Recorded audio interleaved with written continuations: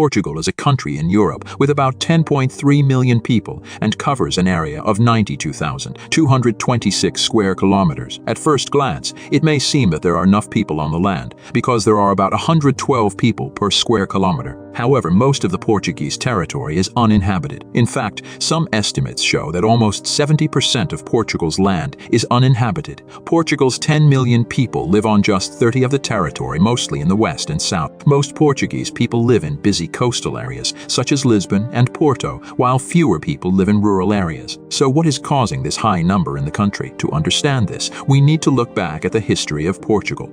For centuries, people left the countryside in search of a better life. The economic crisis of the year 2000 made things even more difficult, causing many people to live in coastal areas, leaving the interior areas almost empty. Migration from rural to urban areas has led to urban abandonment, infrastructure degradation, and cultural decline.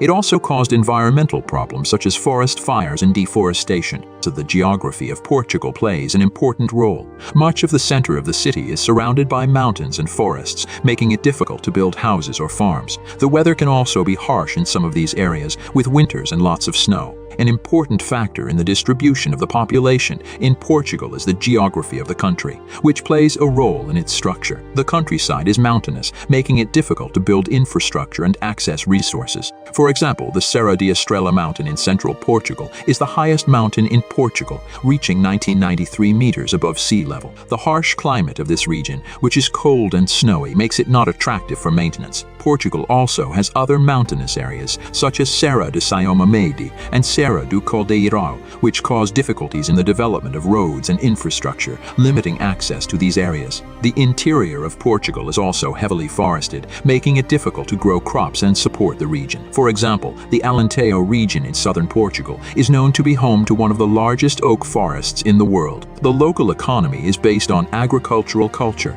especially cork production. However, hard soil can limit access to these resources. In addition, the rugged landscape of the countryside has hindered the development of transport infrastructure. Most of the city's roads are along the coast, and many inland areas are only accessible by narrow roads. This results in long travel times from these areas, making them unattractive to businesses and residents. Despite these challenges, some small towns and villages have managed to maintain their inhabitants, offering tourists who like to explore the unvisited regions of Portugal a unique and authentic experience. Another factor that contributes to the population of Portugal is the country's varied climate. Portugal's climate varies from region to region, with the north and central regions having cold and wet weather, while the south has hot and humid climates. In the north, including the Minho and Douro regions, rainfall is higher than in the rest of the country, with an average annual rainfall of around 1,500 mm, which is higher than the national average of 800 mm. In contrast, the southern region, especially the Algarve, experiences a Mediterranean climate with summer and mild temperatures and warm winters, with average temperatures around 25 degrees C in July and 12 degrees C in January. The Algarve region receives less rainfall than the rest of the country, with an average annual rainfall of 500 mm. Portugal's climate has a great impact on its agriculture, especially in the southern regions where water scarcity can pose a major challenge. The main crops in this area include olives, figs, almonds, and grapes, all of which require a lot of water to grow. In recent years, severe droughts have affected the Algarve region, severely affecting crops. The cooler northern and central regions experience a lower population density than the hot, dry southern regions, while the warmer climates in the southern region and the beautiful beaches have created a popular tourist destination. Water scarcity in the region makes it difficult to maintain large populations on a permanent basis. In addition to regional factors, Portugal's historical and economic development has exacerbated the uneven population distribution. In the past, the government did not invest much in rural areas. Most of the development and jobs were on the coast. People in search of opportunities left these less developed areas. In the 20th century, Portugal endured a period of dictatorship under the rule of Antonio de Oliveira Salazar, which persisted from 1932 to 1968. During this era, the government implemented policies that favored the coastal regions at the expense of the interior regions, resulting in significant disparities in economic development and population distribution. Under Salazar's regime, the country's economy primarily primarily revolved around agriculture, with minimal investments in infrastructure or education. This led to widespread poverty and immigration, with many young people seeking better opportunities abroad. In the 1960s, the government encouraged immigration as a solution to the country's economic problems, leading to significant emigration of Portuguese citizens to countries such as France, Germany, and the United States in pursuit of employment and improved living conditions. The Carnation Revolution in 1974 overthrew the dictatorship and paved the way for the transition to democracy. The new government focused on improving the city's infrastructure and promoting economic development, bringing about a period of rapid growth in rural areas. However, this growth is concentrated in the coastal areas, especially around Lisbon and Porto, while the rural areas lag behind. This change also had a significant impact on the Portuguese population by bringing about a decrease in the birth rate. The country's birth rate fell from about 20 births per 1,000 people in the 1960s to about 8 births per 1,000 people in the 1980s. This decline, along with immigration, has resulted in a population decline in many rural areas. In addition, Portugal underwent significant changes after the revolution, moving from an economy based on agriculture to a more developed economy. Historically, Portugal's economy has been primarily agricultural, with many families relying on agriculture as their main source of income. However, after the revolution, the government encouraged industrialization as a way to improve the economy and reduce dependence on agriculture. This change led to great growth in the industrial sector and a reduction in the need for agriculture. As the country moves towards a more industrialized economy,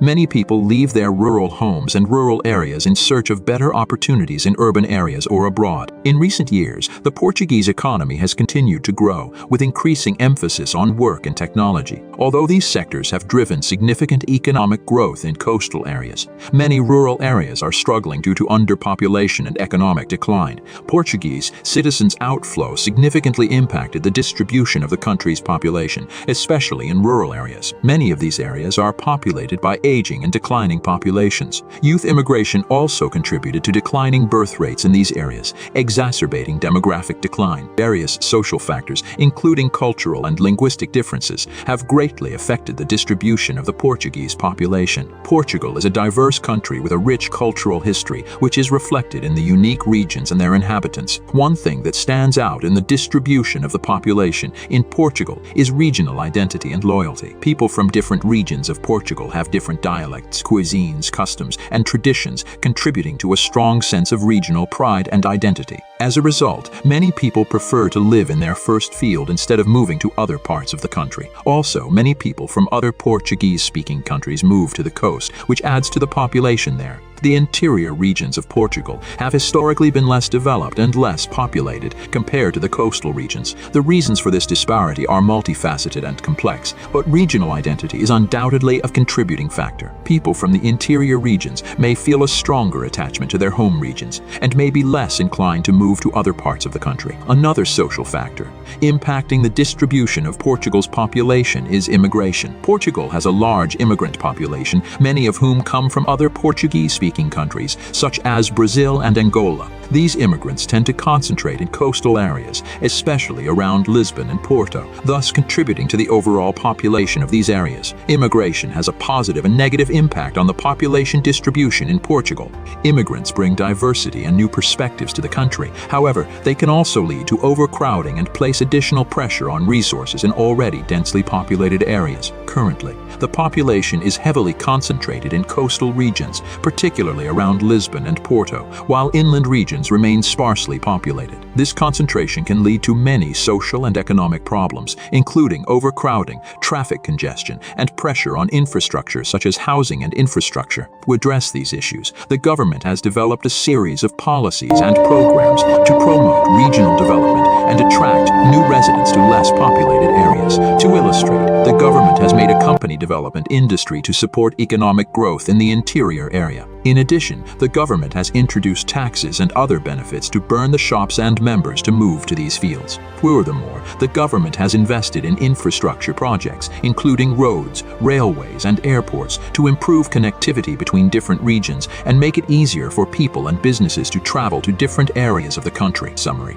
these measures aim to achieve a more balanced and sustainable population distribution in Portugal by promoting economic growth and enhancing infrastructure in the interior regions, thereby reducing the strain on the coastal regions. However, it will take time to realize the full impact of these measures, and there are numerous challenges to overcome. For instance, the interior regions may encounter difficulties in attracting new residents and businesses, as well as providing limited economic opportunities. Despite these challenges, the Portuguese government remains steadfast in its commitment to addressing the country's population distribution issues and securing a sustainable future for all its citizens through continued investments and innovative policy solutions. The country may be able to achieve this goal in the years to come,